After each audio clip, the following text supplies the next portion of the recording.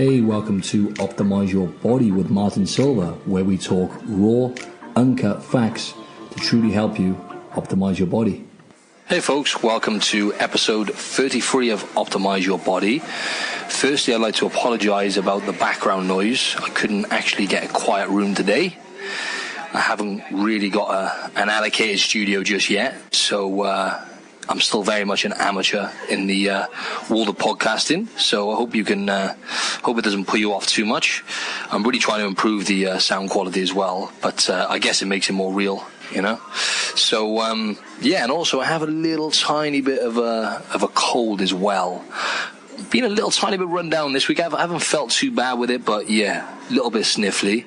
I had one heavy weekend when it comes to alcohol and whatnot. Bloody hell, I haven't been out, like properly out, you know, in terms of binge drinking, if you like, for a good 3 or 4 months. And I caught up with some friends on the weekend. It got well out of hand, and yeah, I had a little bit of a you know, man flu then. But you know, I don't feel bad with it. But yeah, I hope you can understand me anyway. That's all I'm getting at. It was a great weekend though, folks. You know when you have those blowouts and you just like, the next day you feel like death warmed up. But it was a great night, well worth it. So I'm off it now for a few weeks. My birthday is in 3 weeks' time, so I'm going to go super hard again then. really promoting good balance here, aren't I, folks? Optimize your body and all that. But no, listen, I'll be straight with you. I'm a human being. I don't go out, you know, I do have a few drinks. To be honest, most weekends I'll have like red wine or gin, but just literally 1 or 2, just a social thing with my girlfriend, really. Whereas before, that wasn't a habit for me, folks. Like a lot of you may have, you know, you may have formed a bit of a habit in terms of having a few drinks here and there, and there's absolutely nothing wrong with that, because moderation is key. But for me, I've never really been like, you know, like a not recreation, never really been kind of a person to have 1 or 2, you know, with a meal and civilized. I've always been doing it for a purpose, to get twisted, you know. Whereas nowadays, I just have a few here and there on the weekends, and then I still like my my big boy blowouts, which are not particularly healthy, hence why I'm a bit run down. But I hope you can relate anyway. I'm sure a lot of you go out and go hard or go home, and anyways, today's topic is going to be on 2 things, but they both go hand in hand. And the first thing is why you shouldn't follow a diet plan and why they don't work. They don't get results. And then I was going to follow that up with the art of tracking your macros and calories. In other words, using an app to actually gauge what food is going into your body and tracking everything. So it's very important to do.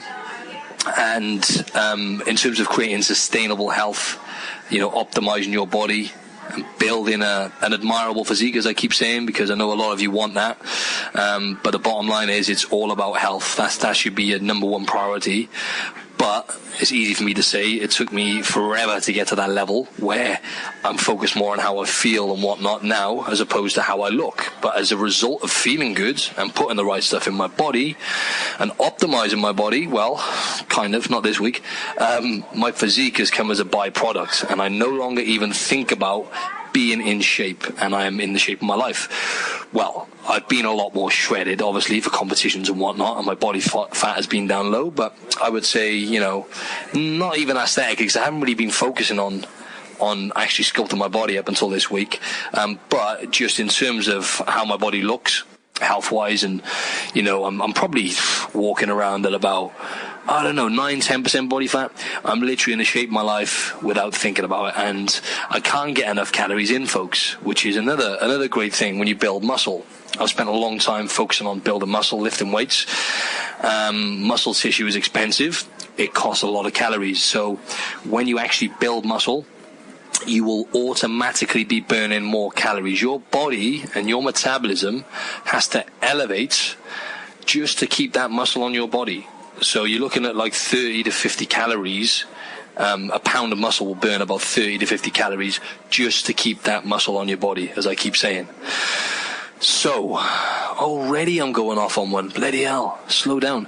Anyways, why you shouldn't follow a diet plan. Now, I've had a lot of people come up to me in the gym, actually, over the last few weeks, and I always get people messaging me, asking me to prescribe them a diet plan. Now, whereas the old me would have said yes and prescribed them something and put something together, it is so complex when it comes to you can't prescribe someone, a fixed diet plan and expect them to get sustainable results. Yes, it might work for a few weeks at most, but even so, how do I know which everyone, as I've said this before, the human metabolism is one of the most complex things on the planet to understand, next to the human brain. Okay, human metabolism is so complex, I don't even know where to start in words, really. So everyone responds differently based on their genetic makeup and, their inheritance as such when it comes to what foods they actually respond well to and feel good eating, is based on your kind of ancestry years and from millennia, thousands of years ago. But then also everyone has different lifestyles, age, all of these different variables come into it. So, yes, you can still take someone's details and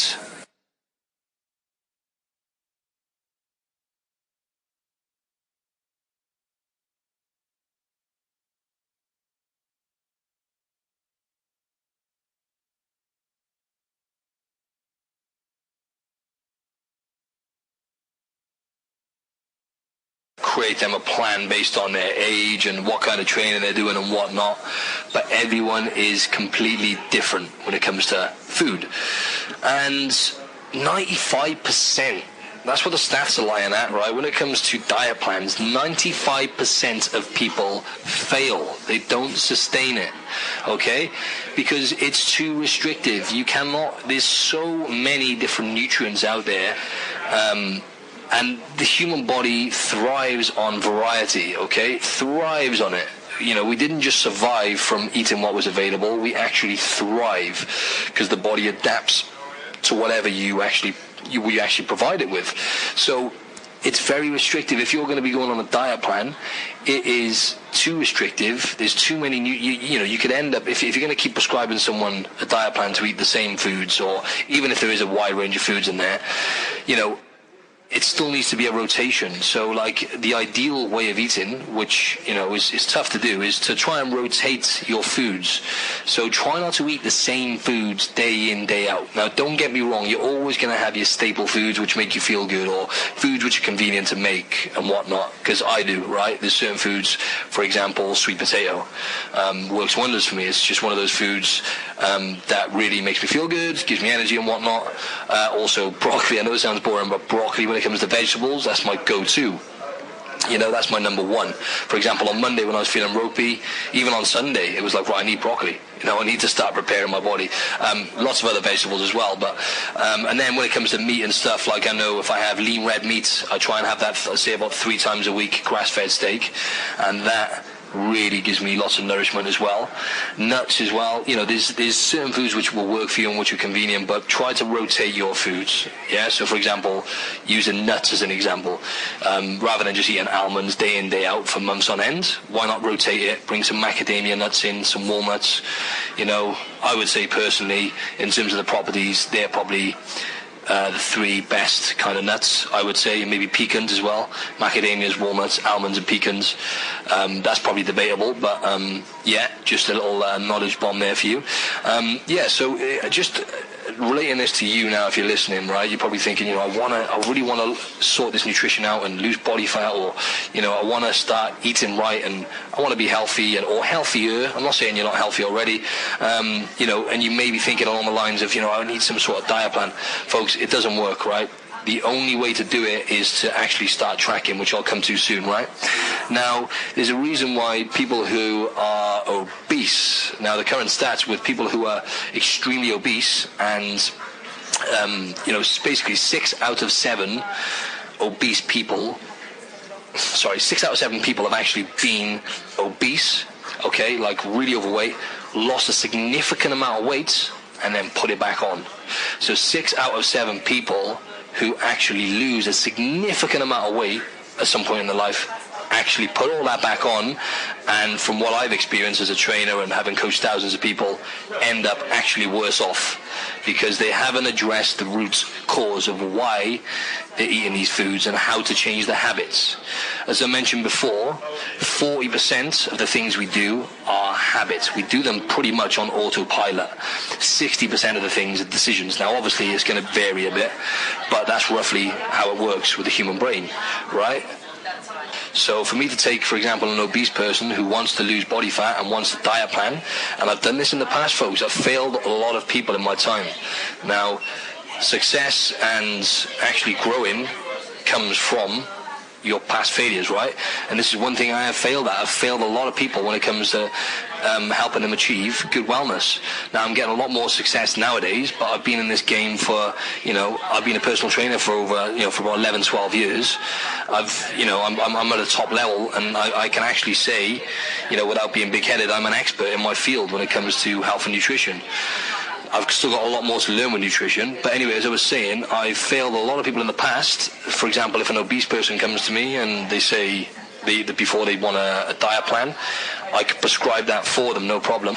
And no shit, at least within the first few weeks, they're going to lose an insane amount of weight, and they're going to be like, oh wow, this diet plan's magic. Nah, there's nothing magic about that diet plan. Just like there's nothing magic about, say for example, they'll go to like Slim and World on these crazy fads, Herbalife and all this bullshit you see online, and then it's gospel, you know what I mean? Like using CrossFit as an example as well. Someone could go to, say for example, let's use Herbalife. Oh my god, that word makes me cringe. Herbalife, right? Now, people use supplements. Oh right, I want to lose loads of weight and I want to lose it fast. I'm going to start taking these supplements, these shakes. Yes, they're going to lose a lot of weight over the space of a few weeks, and then, as most of you probably know anyway, because you're not stupid, because you're already listening to this podcast, which means you're quite clever, they're going to put it all back on, and if not more, because it's not sustainable. We did not evolve drinking liquids, which has pretty much no nutritional value in comparison to whole foods. And as soon as they come off this fad, then they end up putting it all back on. And the same goes for let's just use CrossFit as an example, right? I'm not going to demonize CrossFit because I've done that enough in the past.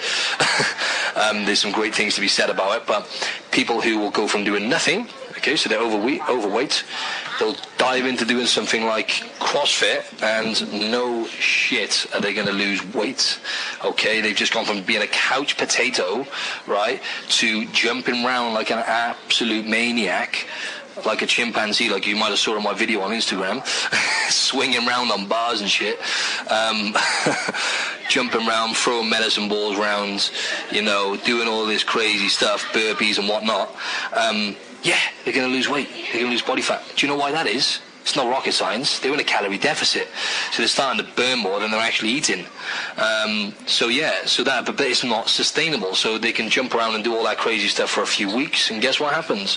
The body adapts and then gets good at it, and then what happens then is that the results become diminishing if you keep doing the same thing all the time. And the thing is with that kind of, I don't want to demonize it too much again, but the thing is with the high intensity kind of balls to wall mentality training regimes is you don't actually build any muscle really, and you don't actually set yourself up for success long term because you are just burning calories. That's essentially what you're doing. When you're building muscle and you're focusing on moving better and whatnot, you're actually going to be building up a more of a supercharged resting metabolic rate. So your metabolism is going to just constantly be elevated when you focus on building lean muscle tissue. So once again, I'm going off on a bit of a tangent. So so it's not sustainable. So I mean, even myself, I'm still failing at a few things, right? I'm still not quite getting stuff right. For example, I'll be straight with you now, and there's a bit of humility involved here, right? Humility avoids humiliation. That's the way I look at it. You've got to be honest with people. Basically, I don't know if you probably heard me promoting my 28-day fat burning challenge. Now, I'm not going to lie. Deep down, someone was telling me that, Martin, this is kind of going against what you're all about long term, yeah? However, the way I structured it, and I put a lot of time and effort and a bit of money into actually putting this together, is I structured it so it was super varied, and the training was quite low intensity. It was really basic with the training, right? It was like body weight movements and activity mainly. It wasn't even any weights involved, right? And it was just focused on the nutrients and people eating. To be fair, it was like a similar kind of layout to like a paleo. I don't like using the word diet, but paleo diet, right? I hate that word. Where obviously CrossFit is, and that's kind of affiliated with CrossFit now, right? The paleo way of eating, which is the hunter-gatherer diet, if you like, where they were just primarily not eating any grains or dairy and just focusing on eating, good quality meats and lots of vegetables and just all whole foods and natural mainly. Obviously, there was a little bit of room for error on there. But the thing is, people are going again. You've got to bear in mind that when people go into something like this, a lot of people are going into it. They've got a shitty diet and they haven't addressed anything. They haven't actually slowly started making changes in terms of, maybe moving a bit more, eat a little bit more veg. It's got to be incremental, folks. And I was still getting people coming in who were starting from scratch and they just can't sustain it. It's too much. It's overwhelming for people. And it's almost too much stress on the body. Even I literally tapered it down so much, so it was just a case of getting people to move more, do some basic bodyweight movements every other day, and just eat like the massive, huge variety of lists I put on the challenge. And even that was too much for people. So I'm going back to basics again. I could have promoted it more and pushed it more, but once I noticed the kind of the amount of people that I was failing, I just kind of pulled back from it because I'm a man of my word and I want to do stuff which is going to really benefit people long term. Don't get me wrong, some people only want 28 days because they've got holidays and whatnot, but then they rebound, and that's even worse, folks, because oh god, that's one of the worst things you can do. I've done it myself where I've done a competition or a photo shoot and I've been restrictive eating, back when I had like more of a really actually much more of an unhealthy relationship with food, and I would restrictive eat, so I'd eat like chicken and broccoli and a few other things for like say 4 weeks, and then I would go away on holiday. Worst thing you can do. Such an error, right? Because you go away on holiday and guess what, you stop moving as much, you stop training as much, and what else you do, folks? You start eating everything in sight because you've been restricted and you have been in a sense not allowed to eat these foods. So then you allow yourself to eat these foods and you rebound like fuck, right? And like literally I think I put on, in the space of 3 days, I put on like 9 kilos. That's no shit. And that's because what happens then is when you start eating crappy foods and you start feeding your body, firstly, the food you're eating when you go on holiday are not the best because they're packed full of sodium and salt and whatnot, which retains, which will retain water and fluid, and your body will hold on to it more. And then secondly, your body hasn't been fed, so then all of a sudden you're feeding it with a load of shit food, and then guess what happens? You retain it. Hence why I gained, like 9 kilos in 3 days, and that wasn't even my worst. I think I've done worse than that. So it's just not healthy long term, folks. So, okay, I'm just going to try and wrap up this little topic here now, right? So, let's just say you're thinking, right, I want to look better, I want to feel better, I want to optimize my body, right? Don't follow a diet plan. You will not succeed. And if you do, I'll give you a medal. If you succeed long term, continuously following rigid diet plans, okay? Whereas, for example, Monday eat this, Tuesday eat that, Wednesday eat this. What happens when you get to the weekend as well? That's folks, I know you can all relate to this. When you get to the weekend, you want to give yourself a bit more leeway. You want to be more sociable and whatnot. And people get carried away because they haven't addressed, the relationship they have with food. They haven't actually put enough time and hours into forming these healthier habits. It's just like anything, folks. If you want to be good at anything, you need to put the hours in. Like, for example, when it comes to training and stuff, I've put thousands, tens of thousands of hours into, building my best body, if you like, in the gym, and forming these habits and these kind of, it's a sense of sacrifices and whatnot and discipline. And that's what's great about when it comes to health and lifting weights. It's so black and white. You can get such easy markers when it comes to, I've got stronger. I've built this amount of muscle, and you're doing it consistently, and you can see progress much easier. And it's just a black and white example of discipline and sacrifice, really, when it comes to just being consistent with lifting weights. And that's why you need to focus on building a healthy metabolism, folks, right? So forget about diet plans. I'm going to come to tracking now, right? Tracking your calories and your macros. Now, as I keep saying time and time again, if you want to build a healthy metabolism, you want to lose body fat, you want to keep that body fat off, you want to build, a good-looking body, you essentially want to look better naked, then you need to focus on moving better and focusing on mobility first and correcting any imbalances you have. Now, you're going to have tight muscles, you're going to have weak muscles. You need to address these things first. For example, what I always do with people is I will get them a lot of information, most of my information over the last 2 years has come from Mind Pump Media, as I keep shouting out their podcast. And what I do with people on the initial session is I'll use the Mind Pump Compass test, which is, I used to do my own assessments before, but the Mind Pump ones are much more in-depth and detailed. So I'll get them doing 3 different movements, and it will tell me exactly where their tight muscles are and where their weak muscles are. Okay, and then straight away I'll prescribe them a program for them to strengthen the weak muscles. And 90% of the time, people have weaknesses in similar areas. The posterior chain, okay, so the back muscles, certain parts of the back, and the glutes and the hamstrings, essentially are normally underactive and weak on most people.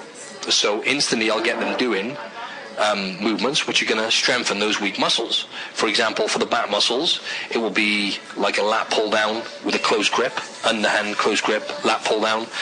Then it'll be like a seated row.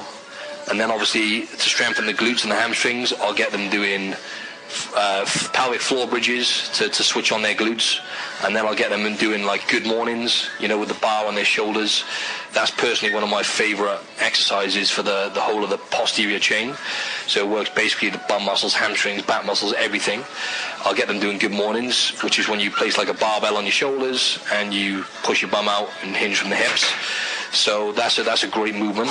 I'll get them doing that.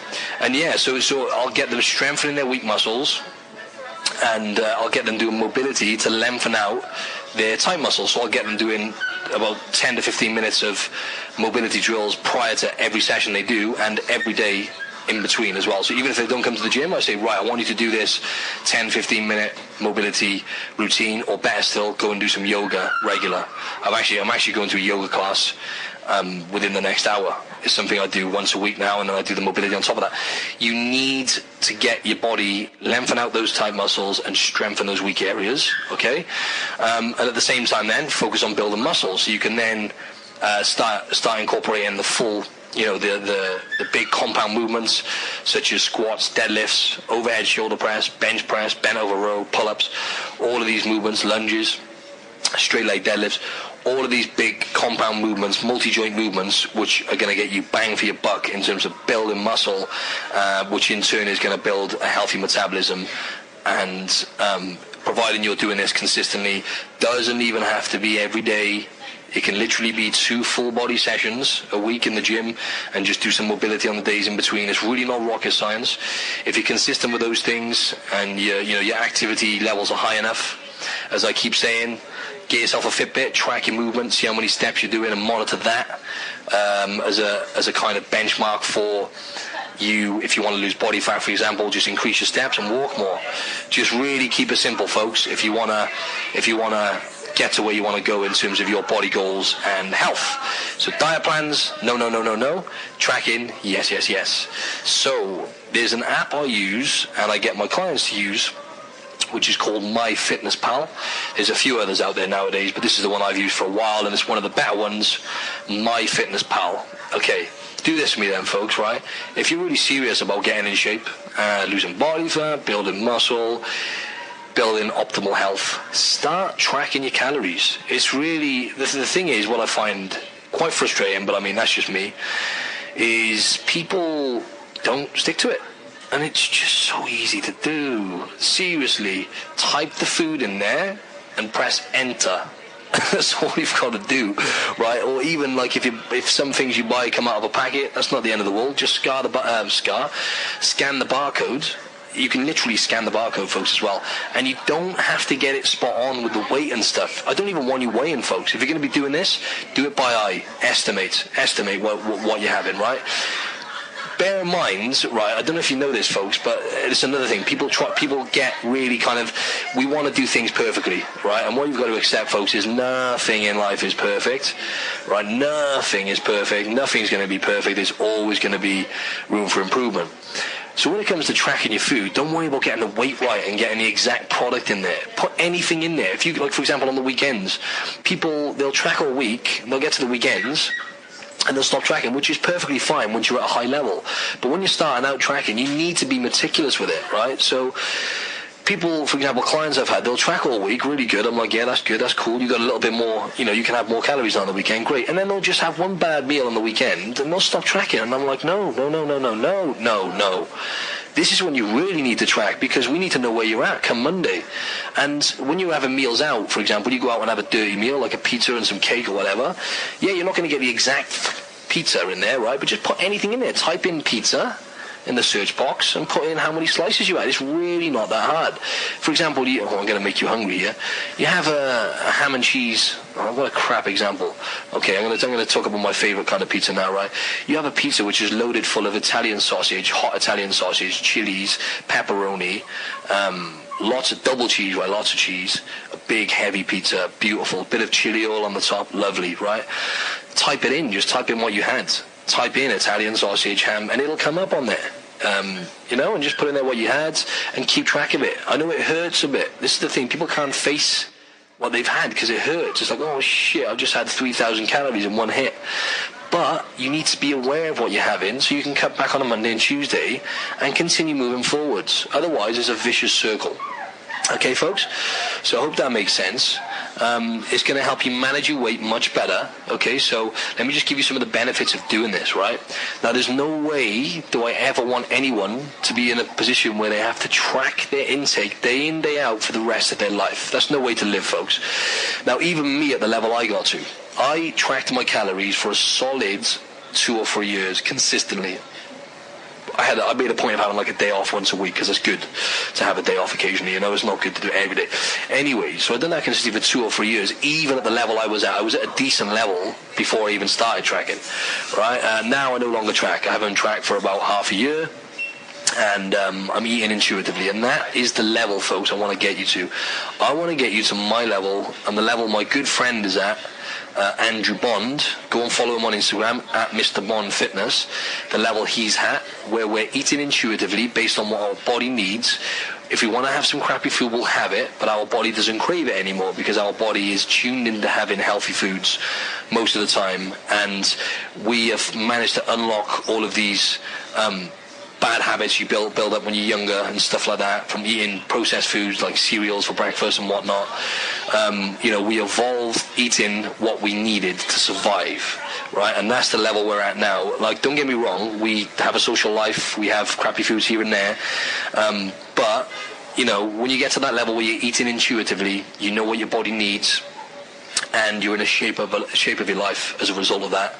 Let me tell you, folks, it literally sends shivers up my spine, because I know Andrew and I are going to get so many people, hopefully millions of people, to that level, and it's a long road. You know, Rome wasn't built in a day, but yeah, so that's where we're at, and it'll tell you, the benefits are, you'll be surprised how much sugar you have, folks, carbohydrates and sugar. You'd be surprised. Like, people come to me. The funny thing is, when I have a consultation with someone on the first session, I'll always ask them, you know, how's your nutrition? Do you eat healthy? And 80% of people are like, yeah, I eat pretty healthy, blah, blah, blah. They'll tell me what they have, and I'm like, oh, okay, that's not too bad. And then I'll get them to track for a few days. They'll come back to me, and they'll be like, okay. They'll be like, Martin, wow, I did not realize how much sugar I was having and how little fiber I was having, for example. Because I'll say, right, okay, for example, folks, rough guideline, if you can try and have around about, if you're going to start tracking, try and make sure you can hit about roughly 11 grams of fiber per 1,000 calories you have. So if you're eating roughly 2,000 calories a day, then you want about 22 grams of fiber, roughly there and about. Okay, so in order to get the fibers in, you want to get plenty of vegetables in, and just generally whole foods. So fiber is key, because that's going to give you, it's going to slow down the release of slow down the release of foods into the body and give you more sustained energy and satiety. Also protein as well. So protein is number one really for satiety. So for example, as a benchmark for you, if you're lifting weights and you want to start tracking, aim for there and about a gram of protein per pound of body weight.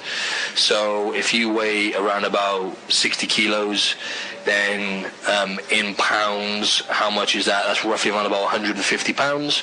So you want to hit roughly around about 150 grams of protein on average per day. But just average that over a week. It needs to be varied. So I don't want you hitting exactly 150 grams, for example, of protein every day. Average that over the week. It's good to undulate your calories. So one day you can have like only 50 grams of protein. Another day you might go up to 200 grams. Bear in mind, you'll have to make like a bit of a conscious effort probably to have more protein, most of you, because you're probably not quite hitting enough. And a gram per pound is the maximum amount, right? So that's quite a lot of protein. So yeah, that's going to satiate you. That's going to full you up. You're not going to be hungry if you hit enough protein. You're not going to be as hungry, and you're going to eat less essentially, which is you're going to have more chance then of maybe creating a calorie deficit. So you have more chance of actually burning more calories than what you eat, which in turn is going to get you leaner and help you lose body fat. But yeah, folks, I don't want to again inundate you with too much information. I tend to go in a bit too much depth for the average person, but just the main takeaways from this podcast: don't follow diet plans, start tracking your calories and your intake, and just see how that goes. Focus on lifting weights properly. You can check out my videos on YouTube and stuff. And I just wanted to say as well, I'm proud to announce that I'm going to be collaborating with my friend Andrew Bond at Mr. Bond Fitness on Instagram. Go check him out. We're going to build an online business together. I've been doing I've been just focusing on giving out free content via this podcast and my weekly newsletters and Instagram and stuff for a while. We need to get a lot more content together, but the end goal is we're going to be offering coaching, one-to-one coaching online. So if that's something you may be interested in, drop me an email at Martin Silva. My surname is spelled Silva. So at Martin Silva. Sorry, my email is martinsilva@hotmail.co.uk. If you may be interested in one-to-one coaching, feel free to drop me an email. In terms of, we want to help you with nutrition and everything really. We'll coach you. We'll design tailor-made training programs for you and get you tracking and start learning about your body, and that's the way we're going to do it, and recommend what food you should eat and whatnot. But as I say, we're not going to be prescribing fixed diet plans. We're going to get you learning for yourself and doing it the proper way really, where you can sustain it for a lifetime. And so that's what we're going to be offering, and we're going to be basically offering different training programs, and we're creating a website where we're going to be integrating all of our exercises and everything, ebooks and whatnot, and we're going to put it all in one place for you guys to access. And the end goal eventually for us in terms of financially is to get people subscribing and having full access to everything really. But initially we're just going to be giving you guys lots and lots of free stuff and offering one-to-one coaching online. So yeah, that's pretty much a wrap for now, folks. I'm like, I've got to train now. I've got 3 minutes until I've got to get up there and train. Right, folks. If you like this podcast, please, can you give me a 5-star? Actually, I won't say that. Give me a rating and review on iTunes, folks. It'd be a massive help. I'm really trying to grow this podcast. So go ahead and do that right away if you can. Make sure you go and follow me at Martin Silva Fitness on Instagram and my buddy at Mr. Bond Fitness also. Thank you very, very much. Feel free to email me, and I hope that's been a help, folks, okay? Have a great day. Peace.